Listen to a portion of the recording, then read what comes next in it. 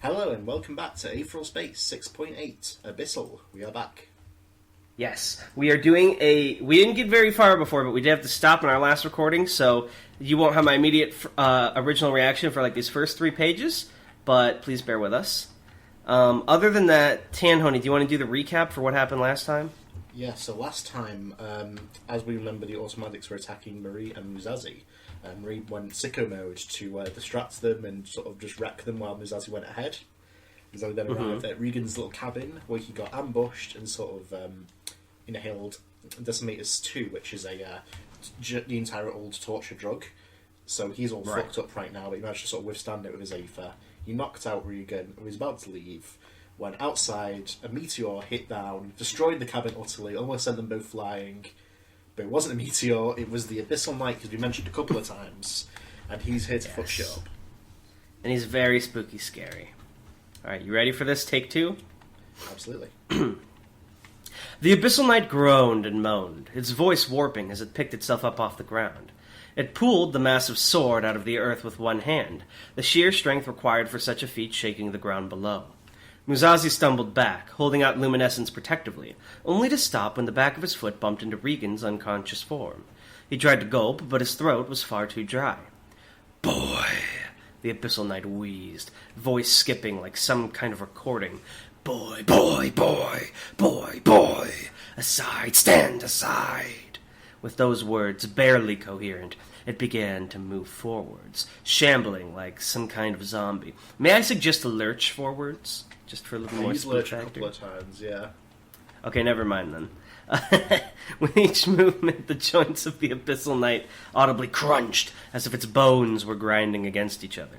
Patches of its armor fluttered in the wind, but the imperfection of its defense did nothing to lessen the intimidation factor. It reached the crest of the crater, pulling itself out with an arm that lashed out at an unnatural angle. Within a second, the knight was standing before Musashi, only around 2 meters away, slouched over like a puppet hanging from invisible strings. "Here," it gurgled. "Did you not hear? Move aside!" Musashi took a deep breath, adjusting his stance slightly, positioning luminescence so he could take the knight's head from its body if it suddenly lurched forwards. He had to believe he was capable of that. Even so, he was surprised by the confidence in his own voice. "I can't do that," he said. "I've sworn to bring this man back alive." The knight hesitated for a moment, and underneath its loose skin, Musashi could see muscles writhing like agitated eels. There was the sound of creaking bone as it adjusted its stance. Then, overpowering that, a rattling noise rang out as the knight's head began to rapidly vibrate, as if the thing were agitated. "Rush!" it hissed, barely audible over the rattling. It slowed slightly. "No, different. Similar, but different. No, a sickly sense of humor. You won't move? No?" Musashi didn't quite understand, but the question at least was clear. His hands tightened around the hilt of luminescence. His lips almost stuck together as he opened his mouth, like his body was reluctant to let words escape. "No, I won't move." All of the Abyssal Knight's movement ceased, from the rattling of steel to the clicking of bone, to the soft breathing beneath its armor. For all the world, it looked like a statue standing before him. Even the wind seemed to grow still. "Die, then!" The Abyssal Knight moved so quickly that Musashi stood no chance of even perceiving it. Its massive sword slammed into luminescence with devastating force, instantly shattering the bones in Musashi's arms and sending him flying backwards. He landed on his back in the wreckage of the cabin, surrounded by sparking cables and warped metal. Luminescence itself lay across his stomach, the blade steaming from the sheer friction of the blow. Musashi gritted his teeth as he struggled to pull himself back up, to ignore the excruciating pain from his broken arms. It was tempting to think that his Aether had been useless, but he knew full well that if not for the defense it had provided, he'd have been reduced to a puddle of viscera from that attack. "Weak," the Abyssal Knight whispered, its voice carried by the wind. "Weak, weak, weak, you're weak." Each insult struck Musashi like another blow, driving him deeper and deeper into the ground. He'd been reduced to such a state with but a single attack. Even rising to his feet was beyond him. In the distance he could see the Abyssal Knight lurching forward, raising its massive executioner sword to eliminate Regan. If he died, so would any link to supremacy had to Darkstar. Everything they'd done on this planet would become pointless. The battles they'd fought, the work they'd put in, the agony of losing Marie. Despair tightened its cold grip around his heart, and for a single terrible moment, Musashi seriously considered falling back down into the snow and giving up entirely. They'd done their best, after all. They were simply insufficient. Did one disparage the ant for refusing to fight the boot? There was nothing to be done. However, the words he himself had said not long ago rose to the surface of his mind. What is special about us, I think, is that we take responsibility for ourselves. When we take actions, we stand by our actions. We don't blame others for our shortcomings. Our defeats belong only to ourselves, as do our victories. Was this a defeat he could accept? That he could take responsibility for? Had he truly dedicated every drop of blood and every scrap of bone to achieving victory? Was he satisfied with this outcome? No. To be more tomorrow than you were yesterday. To Itoy Musashi, that was what it meant to be supreme. He couldn't stand, but that didn't mean he couldn't fight. Sorry, Marie. Musashi's parka exploded into scraps of fabric as the thrusters he placed within it tore to shreds. Underneath, all he was wearing was a plain black shirt, and so the cold quickly assaulted his body with renewed vigor. What was also now visible, however, was the payload of throwing knives Musashi had concealed within his coat, flying up into the air. 12 thrusters appeared on 12 knives, and each of them individually zoomed towards the Abyssal Knight, their flight paths distinct and unpredictable. It was as if 12 shooting stars were slashing across the earth. Each would strike from a unique angle. Musashi had no doubt the knight would be able to block the majority of the projectiles, but some would make it through a blind spot. That, at least, would be a blow landed. The web of knives surrounded the Abyssal Knight, preparing for the final approach, and it took a deep, whistling breath in response. Sodom, it intoned, the air vibrating around it. Seal of observation! Immediately, the purple aether of the night exploded outwards, forming a transparent dome that encompassed itself. Musashi and the wreckage of the cabin. Like an aether ping, Musashi could feel the energy of the dome washing over him, pressing down like he'd suddenly been teleported to the bottom of the ocean. He glanced up and immediately regretted the decision. Eyes, all around him, coating the inside layer of the dome, were countless staring human eyes. Their pupils flicked around madly, ceaselessly, watching everything in the area. Musashi, the knives, and even the Abyssal Knight itself. Nothing escaped their view. The knight's response was effortless. With a fluidity and ease you wouldn't expect from such a massive creature and weapon, it whipped its sword around at bone-snapping angles, smashing each knife right out of the air. What was left of them dropped to the ground, merely warped and crushed scraps of metal. Full throttle. Oh wait, that's Musashi. Whoops. Full throttle. In a moment, Musashi was upon the knight, luminescence clutched between his teeth. His body might not be capable of getting up, but his thrusters were ready and waiting, allowing him to move his body manually by propelling his muscles. His body was screaming at him as it tore, but he had no time to listen. There was a battle to be won, after all. Musashi jerked his head, slashing at the knight, but his attack was blocked by his opponent's monolithic sword. It felt as if he'd struck a brick wall, and he could hear and feel his teeth cracking inside his mouth from the recoil. Warm metallic blood seasoned his mouth. You, the Abyssal Knight murmured. Were you not listening? Weak! You're weak! Stop doing that! Tanhony self-insert? Again, the knight moved so quickly that Musashi stood no chance of dodging, or even reacting. Before his brain could even register the sensation of touch, Musashi found he had been lifted up into the air, the knight's gauntleted hand gripping him firmly by the neck. Not even the slightest trace of oxygen could enter Musashi's body when faced with that iron vice. Stop doing that! The knight repeated, ignoring Musashi's gasps for air. I told you to die! The grip on Musashi's throat tightened, just slightly, and deep in his heart he knew only seconds of his life remained. Before he could even ever take another breath, his neck would be snapped like a toothpick. Musashi's vision began to swim, all remaining strength drained from his body. Vaguely, he found himself wondering if Marie was okay. Everything went back. Wait, who's saying this one? Who knows? We don't know yet. Lengthwise guillotine! I don't know. A familiar voice rang out through the field, and a moment later the Abyssal Knight's arm came flying off, releasing Musashi from its iron grip. Musashi's vision returned in a flaring kaleidoscope of color, the pressure on his neck disappearing. As he fell down to the ground, sucking in deep gulps of air, he looked up at his assailant, wary of a new attack. Hold on, can I guess something? Yeah. I'm gonna guess that that's Masma, or I forgot his Wu Ming, and the whole reason he was sitting around and he was basically using them as bait to draw out the Abyssal Knight. That's what I'm calling. However, the Abyssal Knight had not moved. It was simply staring at the severed stump of its arm. Black, viscous liquid was steadily pouring from the wound, bubbling angrily as it pooled on the ground. Next to Muzazi, the fingers of the severed arm thrashed wildly for a moment before finally becoming inert.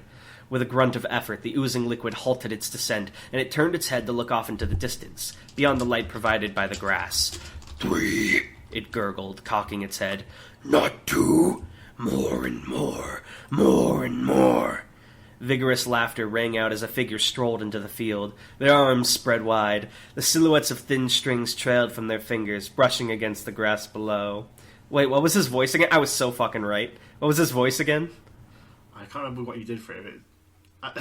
He's meant to have like a deepest voice, but he's also like relaxed and stuff. I was so right. The man sighed. Not that camp. I was so right. The man sighed, as if the situation provided the greatest ecstasy. I was so absolutely right. This was so worth it. You're like a total 10 out of 10, my man. That's it. If you want to cut out the part of me guessing so it doesn't ruin the surprise, feel free to do so. I'm sorry. No worries. I didn't expect to be right. Wu Ming grinned wildly as he stepped into view, the grass illuminating him from below. The strings tied to each of his fingers floated through the air behind him as if they were underwater, making the man look like some kind of human spider. His nostrils flared as he stared at the Abyssal Knight before him, not even glancing at Muzazi. Contender, The knight rumbled, waving its massive sword through the air. contender, clown, the clown of the supremacy. Why are you here? Wu Ming continued to stride forward, licking his lips, his green pupils gleaming in the darkness. I heard you were in the area, he whispered, almost breathless, and I just had to meet you. I knew you'd show up if I waited patiently. You can't imagine how good I feel right now, seriously. I mean, look at you, my guy! A truly angelic person! He's not doing Masma's voice, right? Because I know Masma had a different voice. That is something he actually does. I want to hear the Masma voice again if you remember it. It was every accent altogether. A truly angelic person, or something like that. Yeah. As Wu Ming approached the knight, Muzazi took the opportunity to gain some distance. Weak thrusters, slowly pushing him and Regan through the snow. Each inch of movement prompting flares of agony as his broken arms rubbed against the ground. Tears of pain froze on Muzazi's cheeks, but he didn't have the luxury of faltering. Although the countless eyes of the Seal of Observation tracked Muzazi and Regan's slow movement, the Abyssal Knight took no steps to stop them, instead focusing entirely on Wu Ming. A metallic growl echoed from within the knight's helmet. Here, why are you here? It repeated, limbs twitching like a dying insect. What do you want, contender? Muzazi reached the edge of the dome. It gave no resistance as both he and Regan passed through it, save for a slight rippling of the aether barrier. Isn't it obvious? Ming laughed, drinking in the air of the eternal night. You're strong, I'm free, you're free. How about it, big guy? Let's show each other a good time. For a moment, there was no response from the Abyssal Knight. Am I doing it right? Yeah, exactly. Flushed? Then a discordant whooming when he sees a healthy Abyssal Knight. Awooga. Then a discordant screeching noise rang out from beneath the knight's helmet. It took Muzazi, slowly and excruciatingly standing at the edge of the crater, a moment to realize what exactly he was hearing. The Abyssal Knight was laughing. Kill you, it breathed. I'll kill you. Wu Ming didn't need any more consent than that. Am I doing, like, the distortion voice right? Yeah, it's fine. I'm, It's like, not trying to make it all you skippy. can actually do with your voice. Yeah, I was gonna say, it probably needs someone to, like, edit it on the side, but that's too high budget. Crosswise guillotine! He screamed, swiping his arm horizontally, and this time Muzazi could appreciate the form of the attack. The string attached to Ming's right pinky finger transformed, becoming as thin and sharp as piano wire, and lengthened, spanning tens of meters. As Ming swung the string, it sliced through the field of glowing grass, killing the lights as it went. Oh, that's such a cool fucking visual. Oh, I need that animated, please. Muzazi's breath caught in his throat as the... Yeah, this is the fight where all the UFO table budget goes and like everything else has been like potato. Muzazi's breath caught in his throat as the string passed overhead. He had no doubt that, if he hadn't been laying down, that attack would have been the end of him. He was thoroughly out of his league in this place. The Abyssal Knight, for its part, simply slashed its sword as the string approached, severing it. The moment it was cut, both halves of the string dissipated into rainbow aether. They were definitely recorded. Another pulse of aether breath. Does that imply when something recorded is destroyed, it goes back to being recorded? Or did he just, like, re-record it as it was destroyed? Very interesting. So it, like, becomes a part of your repertoire forever. So, like, if you record... Like, you mentioned you have to, like, restore it and repair it, but, like, if you record a hammer, and then you use the hammer and it breaks, you'll have the hammer again later after you, like, recover it? Question mark? So long as you do recover it. It's something you have to, like, manually do. Very interesting. That has a lot of potential for, like, reusable resources, like sticks of uranium. Just, like, re-bringing them back. Or batteries, etc. Sorry. Another pulse of aether burst forth from the knight's body, and when it made contact with the already existing dome, every single eye lining its surface popped out of existence. The second difference was almost imperceptible, but the shade of the dome's color brightened as well, just a tad. Zor, The knight declared. seal of regeneration. I wonder why he uses seals. In an instant, the blades of grass at the knight's feet tore themselves out of the ground, as if being pulled out by a tornado. As one, they coalesced against the stump of the knight's arm, wrapping around each other like rope, and then, as Musashi watched with his bleeding mouth agape, the grass transformed. Uniform plant life began... Is he doing all this within, like, his barrier area? Like, is that his abilities? Yeah. Like, he declares a barrier and goes sicko mode on it? Yeah, the barriers have different abilities. Gotcha. And so Uniform plant... Okay. Uniform plant life became bone, muscle, and skin, connecting seamlessly to the knight's body, and creating a new arm. It flexed the new limb experimentally, clicking rhythmically beneath its helmet. Seconds after appearing, the skin covering the arm visibly began to rot, but this didn't appear to bother the knight any. It clenched its fist, seemingly satisfied with the heel. With the heel is such a weird way to phrase it. I would just say seemingly satisfied. With the heel. Alright, it's your style, that's fair. Good! A Wooming moaned, bringing his body low to the ground. You're so good, man. It's no fun if it doesn't last. Let's keep going, my guy! I tried to make it, like, slightly sexual, because that's the kind of the vibe I was getting. For the first time since he'd arrived, the contender's eyes flicked over to Musashi, just outside the dome. You might want to run, friend, he grinned, excited eyes as wide as dinner plates. I doubt anyone nearby will survive. Ain't that great? Such was the glorious insanity of a contender. Oh, that should have been the name of the chapter. The insanity of a contender. No, I would spoil it. Oh, that's so good. Oh, so I'm guessing this is going to be like a mission to get Marie out of there as well, because she's also nearby. Musashi didn't need to be told twice. Thrusters returned luminescence to its sheath, freeing his mouth up to bite down on the back of Regan's coat. Isn't his, like, teeth all shattered now? The foot's up. He dragged the unconscious governor away with him, desperation driving his exhausted muscles. He thought his well of strength had well and truly run dry, but now his animal brain was screaming at him to run, to get away from here. Even if his legs snapped under him, his body would make whatever effort was necessary to survive. As the cold and the wind lacerated at him, Atoy Musashi fled into the darkness, ignoring the sounds of devastation behind him. Popcorn. Absolutely. This, right now, was what Wooming lived for. 6 abilities should suffice to start with, he thought. The first 2, lengthwise and crosswise guillotine, would allow him to attack both vertically and horizontally from a significant distance. The third, heel of H, created bundles of frictionless string that wrapped around his feet like shoes, granting him extreme speed and mobility. The fourth, burst enhancement, primed bundles of hardy string that he could manifest under his skin to act as supplementary muscle if he needed to enhance his strength. Oh, so is his thing like using string? Yeah, everything he does has string as like the basis. The fifth, Mosquito Loop, created floating spheres of string around him, each bearing a tiny flame in their core to provide light. The sixth, Picos Bill, created a floating circle of string around Ming's body that would weaken any air pressure attacks aimed at him. These were some of the more basic techniques Wu Ming had developed, but that usually made them more useful in general situations. Specialised techniques were always fun to develop, but more often than not he ended up forgetting about them shortly after, meaning he ended up with countless powers that all did basically the same thing through different methods. He wouldn't use string theory yet. His opponent had to earn that sort of pleasure. you would give him an attack called string theory. Hardma, grunted the Abyssal Knight, crouching down as he got ready to charge. Seal of acceleration. The first words the knight's been using, are those Latin, or what are those? Those are the cities smited by God in the Bible. Oh shit, I knew they sounded familiar somehow. Clever. Yeah, so there's sort of 5 cities on the plane, 1 got spurred, but the ones that get remembered are Sodom and Gomorrah. Right. The dome around them darkened just slightly, and a moment later the knight was upon Ming, swinging its sword to cut him in half right then and there. Ming dodged a blow, leaning backwards as if he played limbo, but found himself surprised by the speed of his own movements. He expected that blow to land, but he'd avoided it with time to spur. He skated along the ground with Heel of H, avoiding second and third slashes the knight unleashed at him, Peacock's bill reducing the crushing winds that resulted into gentle breezes. Again, the speed of his movements was astonishing. Ming's perception could hardly keep pace. The Abyssal Knight relentlessly pursued him, but he'd at least bought himself a second or two to think.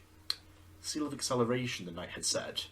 Was this a power that increased the speed of everything within the dome, then? That was a well-conceived ability, if so. Does that mean the Seal of Regeneration also would have regened Musashi if he was in during it? Oh, Musashi, you shouldn't have left! Dum-dum! It gave the person That's actually really interesting. All his abilities are AoE. They are, yeah. It gave the person used to moving faster an advantage. They were used to increasing the pace of the battle, opening an opponent up to make mistakes. This was pretty cool. Under these circumstances, Ming might actually die. All it would take was for him to misjudge his timing, open himself to a lightning-fast counterattack from Abyssal Knights. Ideally, though, we'd like to avoid that, so he had to take steps to ensure he could continue to properly avoid his enemy's strikes. The attacks of the knight were nearly constant, a veritable whirlwind of slashes, so this was becoming quite the workout already. Rainbow Aether flowed across his body, and Wu Ming created a new ability. Oh, just on the fly? Yeah, that's his thing. He has an absurd number of abilities. I'm taking it like that's part of the reason he's so talented, because you mentioned usually it takes a while to form a technique, but he just does it. Countless thin strings manifested within his body, intertwining with his nervous system and forming a secondary response network. If his body detected an incoming attack, whether consciously or subconsciously, his nervous system would be prompted to automatically dodge the blow as quickly as was safe for it, as for his body. Devising and implementing this ability took him about 3 seconds. The first field test worked well. As the knight thrust its sword forward with one hand, intending to impale Ming, his body automatically veered off to the side, avoiding the blow by mere inches. That short distance made it even easier to dodge his second true attack, the punch that had been intended to smash Ming's skull in. Immediately after, the slash aimed at Ming's neck was avoided just as easily. What should he name this ability, he wondered. He hadn't given a cohesive theme to his most recent control powers, Puppet Maestro and Damocles Coil. Sorry, I've messed up that. Let me just say that again. He hadn't given his most recent control powers, Puppet Maestro and Damocles Coil, a cohesive naming theme, so it'd be kind of weird to start doing it now. Something simple will probably work best, so we could remember it in the future. He'd have to think about it after the fight if he ended up living. So his thing's all about like partying and enjoying. I'm trying to think of a good name. If you don't say it in this chapter, that should be the comments, as you guys should name the technique. The knight unleashed a kick that, even though it was blocked, sent Ming flying, giving it room to act. Zebawim, the knight grumbled, tensing its body and its aether. Seal of intensification. Another change to the dome. So do these effects stack, or does each one like remove the last one? There's one at a time. Okay, so there's no longer acceleration. Yeah, so we can do only one of these effects within the dome. I gotcha. Another change to the dome. This one was easy to figure out too. The muscles of the Abyssal Knight bulked up beneath its loose skin, and Ming felt strength flow into his own body just the same. Zebawin was clearly an ability that powered up everyone within its radius. The knight's attacks were already devastating before, but now Ming definitely couldn't afford to be hit. Return to normal speed made manoeuvring a lot easier though. Heel of H brought Ming back into melee range without much trouble at all. To avoid a slam of the blade as he approached, Wu Ming launched himself upwards, wincing as chunks of rock launched by the blow buffeted against his body.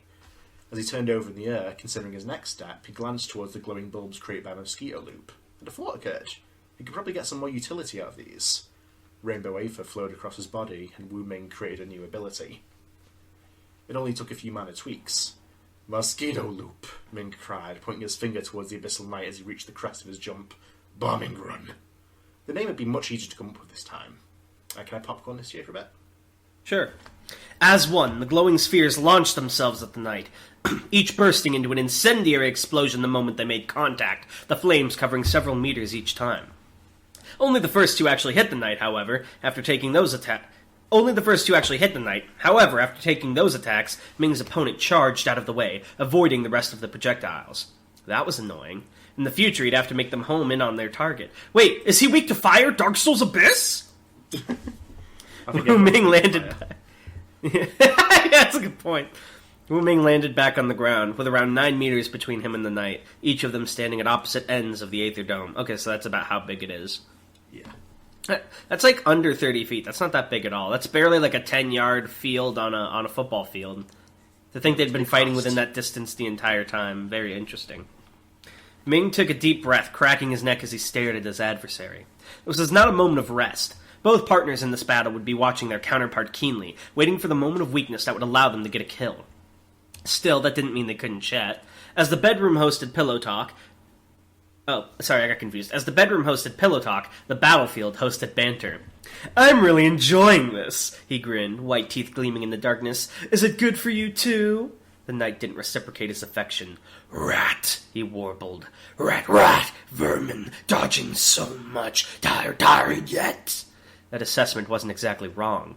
Constantly avoiding lethal attacks like this was exhausting, even for a contender. Not to mention the fact that he hadn't landed a single blow on his opponent yet. Avoiding damage was all well and good, but if he wasn't able to inflict it, they wouldn't get anywhere. If things kept going like this, Wu Ming would surely die. A wild, maniacal grin swept across his face. He really had been right to come here. "I think I'll go all out now." He quietly giggled. Sodom, The knight replied. seal of observation. Again, the eyes appeared all around, staring incessantly at Ming. He wouldn't be able to get any tricks past the knight under that gaze. That is, unless he laid a trap where even those eyes couldn't see. As a reward for its efforts, Wu Ming would show the knight some more of his abilities. As a treat. Excuse me. Upheaval. Ming lifted his leg with aether-enhanced effort, pulling at the network of strings that had spread out from his soul into the surrounding ground. The earth quaked beneath them in response, and the knight stumbled just slightly. Burst enhancement! Ming activated the ability in 2 limbs, his left leg and his right arm, both of them swelling to nearly 3 times their usual size. Oh, it's the Masma ability! The skin stretching and tearing in places with the strain. With the leg, he launched himself towards the knight, pulling his engorged arm back in preparation for a punch. 2 attacks landed at once. Ming's punch struck the knight in its chest, caving in the steel, and at the same time the knight slashed its sword upwards, severing Ming's arm at the elbow. Which one, the big one or the small one? Big one. Dr. Wraparound! Another length of string manifested, wrapping itself tightly around Ming's stump and stopping the bleeding instantly. The limb itself went flying off into the air, the unusual course of its flight meaning that Ming couldn't quickly recover it with his usual method. I assume he would, stitch it together. Fist of Z! String bundled together to form a temporary replacement arm, the materials comprising it constantly writhing and scraping against each other, generating a massive amount of static electricity that buzzed and sparked without pause. With it, he launched a bolt of lightning at the knight, forcing it to block the attack with its sword. Ming's severed arm landed in the grass a ways away, and at the same time he came up with a neat name for his new control ability. Autobody! Apparently, you already had it. Damn it, sorry audience. Apparently it took most people a long time to come up with new abilities. Wu Ming couldn't imagine the pain of being so inflexible. The Abyssal Knight unleashed 6 slashes in a single second, each one coming closer and closer to penetrating Ming's automatic dance of defense. The last even shaved off some of Ming's black and luscious hair, which was almost unforgivable. The time for playing around had come to an end. The Abyssal Knight had more than proven himself worthy of witnessing this. "String theory," Wu Ming whispered. "Wormhole." The knight's sword was swung at Ming's head at an angle that could not possibly be avoided, and struck only empty air. In fact, Ming disappeared entirely. For the first time in this conflict, the Abyssal Knight paused, looking around wildly. Wu Ming stood on the other end of the dome again, his remaining hand on his hip and a wide smile on his face. "Something wrong?" he called out casually. "You look confused." Wu Ming wasn't surprised that the knight was confused. Its senses would have been sharpened enough to detect any movement, but in this case there had been no movement at all. There had been nothing less than true and instant teleportation. The knight pointed its massive sword in Wu Ming's direction. "Do?" it hissed. "What did you do?" Ming sighed, looking wistfully up at the sky. "I love string, you know." This is a fucking villain speech about string. It binds things together. It wraps them close. It can slice through flesh. It can do pretty much anything. I thought I knew all there was to know about string until recently. You ever have anything like that, big guy? Think you're an expert on something and just get blindsided? The knight hesitated, and when it spoke, its voice was surprisingly human. I do. Ming snapped his fingers, pointing up at the sky. String theory! I've never been book smart, so when I heard about this stuff, it really knocked my socks off. Book smart's 2 words. I don't really get it, to be honest with you, but... Rainbow Aether collected at the top of his finger. String really does hold everything together. Even space. Allow me to demonstrate. String theory, gravity well. As though it had been struck by a giant fist from above, the Abyssal Knight was instantly hurled down to the ground. Echoes? A sizable crater forming around it as the hold of gravity intensified. It really was a trooper, though. Even though its body was visibly shaking, the knight steadily rose to its feet, hand tight against the hilt of its sword. That was fine for Wu Ming, though. All that he had been intended to do was keep his opponent in place for a second or two. He launched himself up into the air, an orb of rainbow aether still hovering over his finger, and pointed down towards the knight. At the same time, the aether orb shrunk, collapsing in on itself more and more and more. String theory! Ming screamed, his voice encompassing the world. Black hole! The Abyssal Knight looked up at him, ready to answer his attack with its own. Gravity well had left its mark. A sizable crack ran along its cylindrical helmet, revealing a glowing purple eye, glaring at Ming with utter loathing. Aether pulsed out from its body. Oh, this is someone who's been Aether awakened and is, at the brink of consciousness, isn't it? We'll see. This totally is, Tan. You can't get past me. Gamora! It roared. Seal of extermination! The world erupted into burning chaos. This, right now, was what Wu Ming lived for. Alright, that destroyed my voice, so you have to read the last part. Okay. The twin Musashi forced his way through the cold and darkness. He'd already lost feeling in much of his body long ago, but he kept moving all the same. Whatever limbs refused to obey his commands, he just moved manually with weak, spluttering thrusters. He'd blinked at one point, and the lashes of his left eye had frozen together, leaving with only his right to see the world through. But he had to keep walking. His jaw ached from the strain of holding on to Regan, of pulling him forward. Blood had frozen in his mouth, so the only breathing he could do was through his nostrils, and even for that was ragged from pain and exhaustion. But he had to keep walking. No.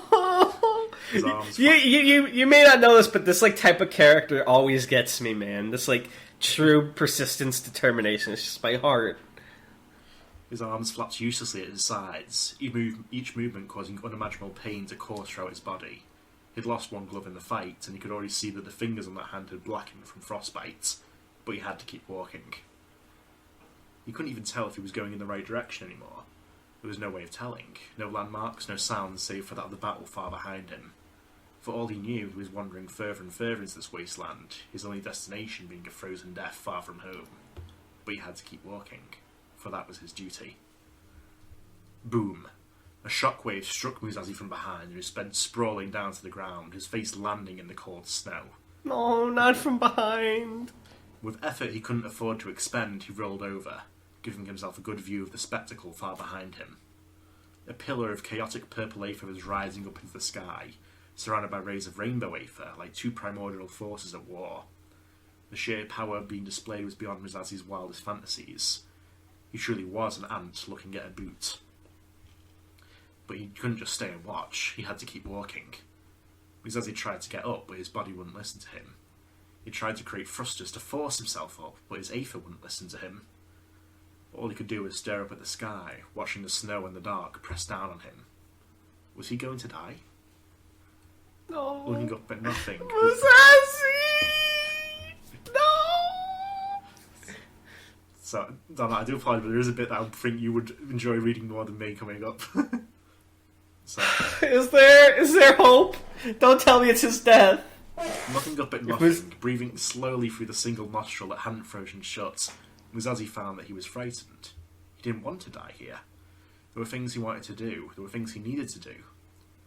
He tried to open his mouth to speak, to beg mercy from any god that might have been listening, but even that was beyond him now. Bitter tears flowed from his eyes, but froze soon after. Not even that simple sorrow was allowed for a toy Musashi. Popcorn. His eyes fluttered closed. Perhaps it would be nice to finally take a rest. A toy, whispered Marie Hazard. He immediately opened his eyes again, clarity returning to his mind. Marie was standing above, a horrified expression on her face as she looked down at him. She looked different from the last time he'd seen her, and so modesty demanded he focus on her face. Cracked words trickled through cracked lips. Regan, He whispered. we need to bring him in. Her eyes flicked over to the side and her face fell. He's dead, a toy, she answered quietly. I'm sorry. It looks like he died a while ago. This is the part where, if this was an anime, I would put, like, the 3 Days Grace AMV on. It's like, if you wanna get out alive! I'm so emo right now, I can't handle it.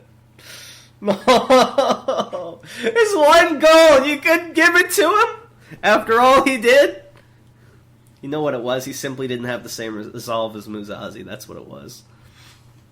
Tears flowed anew. Musashi would have lived. Yeah, he did! He literally did! And he was carrying him. Regan didn't carry anybody. Fucking hell. Tears flowed anew. He'd failed then. His opportunity for redemption had come. He'd understood what was required of him, and he'd failed all the same, as he always did. Marie's face fell in sympathy with his own. And the cold seemingly no obstacle for her at all. She crouched down in the snow next to him. With warm hands, she pulled him up off the ground and into a tight embrace. "It's okay, Toy," she whispered. "Don't cry." The time for dignity had long since passed. Oh my god, mommy moment? What is he doing? "But I tried," he sobbed, throat aching from the effort. I tried my best. I'm sorry, Marie. I failed. I've doomed us both. We're going to die out here." He could feel her shake her head next to him, one hand stroking his hair in comfort. "We're not going to die, Toy. We are," he wept insistently. "We are." Her voice was surprisingly firm. "No, people like us don't die that easily, Toy. You're tired, right? It's been a long day. You take a nap and I'll take care of it, okay?" Oh, she's about to unlock, like, Cthulhu mode? His heaving sobs trailed off. That didn't sound so bad, really. Did all of this really have to be a burden he shouldered by himself? How nice would it be if this was just someone else's problem? This is not the Musashi I know! Why did you do this to him? He deserved it. Let him be. Let him fucking... Let him breathe. Let him be happy. He closed his eyes, aches and pains eased by the warm embrace. He'd forgotten how nice it was just to be held by another human being. When was the last time that had happened? Had it ever happened? He couldn't remember. This chapter was designed in a lab to tug at my heartstrings. I sound like I'm joshing around, but I'm trying very hard not to cry on recording. Joking, that means I've got him. Yeah, I'm trying. That's because I'm trying very hard not to cry on recording. If I was like reading this in my room, I'd be bawling. He couldn't remember. As he drifted off, he felt the warmth of Marie's body steadily increasing until it felt like he was sitting next to a warm and roaring fire. Oh, did she absorb him? Am I confused? Keep reading. So that was it. Marie was a gene tyrant after all. She could just raise her own body temperature as she liked. Maybe not forever, but for now. He felt safe. "Good night, Marie," he murmured, barely audible. "Good night, Atoy." When the rescue crew found them many hours later, not a bit of snow remained for meters around. For perhaps the first time on Nocturnus for hundreds of years, the cold did not win the day. This is based ending. Thank you. This, I need to see, like, I talk about it all the time, but I genuinely want to see this story animated or in, like, a comic form with visuals, because this would be so good. Oh my god, can you imagine Aetheral Space as a comic? That'd be so sick. Oh my god, you gotta get an illustrator, man. We gotta make it happen. Dude, the Aetheral Space comic would fucking pop on Webtoon or whatever. Would go off. Oh my god, this was a good chapter. Literally designed in a lab to destroy me emotionally. It hit all the right beats. I could tell Tan put the work and the effort in. That was just good. And I want more right now, but I don't know if we have time for more. We don't have any more. This is it for now. This was the penultimate chapter, you said? Yeah, I'm working on the last chapter now. The arc's gonna end on 6.9, smug emoji. Yeah. Alright. Well, thank you guys for reading along. By now, I'm probably like 4 or 6 chapters ahead of what's been released. Something crazy. But I still want more. I have the greed of a beast and the envy of an insect and the insanity of a contender. I'm embodying all of them. Different. Oh my god. The thing about Aetheral Space is just so many iconic characters. And the thing is, they're close enough to certain tropes or characters I recognize that I can, like, visualize them, but they're distinct enough in their own right that I can say this is an Aetheral Space character, not this is a whatever character just plucked into Aetheral Space, you know what I mean? Like, these are all distinctly your characters, and you put their own souls and emotions into them, but there are things I can relate to them that I've seen before in real life and in fiction that I can latch onto, and it's just I can't fucking, oh my god, seriously, I can't. I say this a lot. I don't know why this series does not get more views on channel. Well, I know why, because I interrupt all the time. But this web serial deserves so much more love and attention. If it just had any social media presence, any way to spread, this shit would go off like Worm. This would be the next Worm. I'm fully confident in popularity. We just need a way to spread the word about it. Sorry, I'm just kind of rambling, but I mean it. I'm not just fucking jacking you off because you're my friend or whatever. This is just such a genuinely good web serial, and I really, really wish more people talked about it so that it would get more people. More people would be like, "What's Aetheral Space? What's a Muzazi?" And then more people would hear about it, and then it would blow up, and then you'd make $1 million, and then we could get the fucking Aetheral Space anime, and life would be good. Maybe that's what you should do. All right, step 1, market this series and get it way more popular. Step 2, Kickstarter fund the Aetheral Space comic. Step 3, profit. I want it, Tanhony. I have the greed of the beast. Anyway, I'm going to get stuck rambling about this if I don't shut the fuck up. I don't want to put too much weird imbalance here between me and Tanhony. But seriously, read this shit on Royal Road. Please leave a review. Please, please, please, if you have any friends that love reading fiction online, send them this series. All right? Let's get the word out. Aetheral Space needs to blow up. Aetheral Space Hours. I should fucking... You know what we should do? Is, maybe not now, but like in the near future, we should do another art contest like we did way back when, but for Aetheral Space. Maybe, yeah. And that'd be good put idea. it in the channel. And then get it all over social media. This shit needs more love! Okay. Anyway, rant over. Sorry. You must draw Anything the character from chapter 97. You can't skip any chapters. Okay. Can you even find 97 because they're broken up by arc? You'd have to count by hand. I would have to calculate it. Yeah, I think that would be in arc 4. Maybe the very beginning of arc 5 is 97.